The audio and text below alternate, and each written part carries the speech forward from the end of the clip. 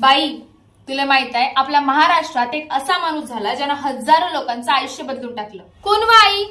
वर्धा जिल्ह्यातील हिंगणघाट येथे 26 डिसेंबर 1914 मध्ये जन्म झालेले मुरलीधर देवीदास आमटे, ज्यांना लोक आता बाबा आमटे या नावाने ओळखतात. पण त्यांना असं का केलं व आई? मुसळधार पाऊस सुरू होता.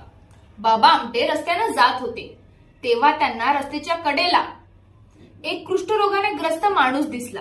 त्याच्या शरीरावर खोल जखमा होत्या, हात पाय कुजलेले, जखमांवर अड्या पडल्या होत्या. तो पूर्णपणे असहाय्य व्यवस्थेत मृत्यूची वाट पाहत होता. हे दृश्य पाहून बाबा आमटे क्षणभर घाबरले. त्या काळात समाजात कुष्ठरोगाबद्दल प्रचंड भीती होती. त्यांना समाज स्पर्शही करत नव्हते. गावाबाहेर टाकून द्यायचे, त्यांचं कुटुंबही त्यांना घराबाहेर टाकून द्यायचं. बाबा आमटे काही पावलं पुढे गेले, पण त्यांचं मन त्यांना स्वस्थ बसू देईना.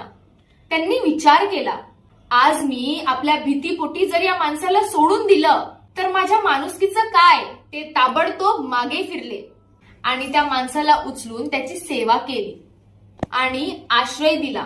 या घटनेनंतर बाबा आमटेंच्या आयुष्याची दिशा बदलून गेली. त्यांनी समाजातून कुष्ठरोगाबद्दलचे गैरसमज दूर करण्याचा संकल्प केला. त्यांनी कुष्ठरोगाविषयी वैद्यकीय शिक्षण घेतलं आणि समाजाला दाखवून दिलं की हा रोग योग्य उपचाराने पसरत नाही. त्यांनी तर संशोधनाच्या उद्देशाने आपल्या शरीरात देखील याचे जंतू टोचून घेतले होते. मध्ये त्यांनी आनंदवनची स्थापना केली. आज आनंदवन हजारो कुष्ठरोग मुक्त, दिव्यांग आणि वंचित लोकांसाठी स्वाभिमानाने जगण्याचं प्रेरणास्थान बनलं आहे.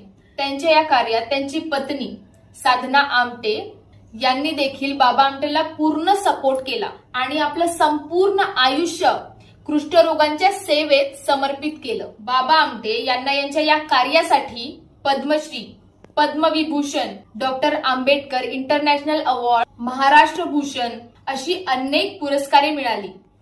भीती माणसाला दूर नेते पण माणुसकी जवळ आणते. बाबा आमटेंनी हे आयुष्यभर सिद्ध करून दाखवलं.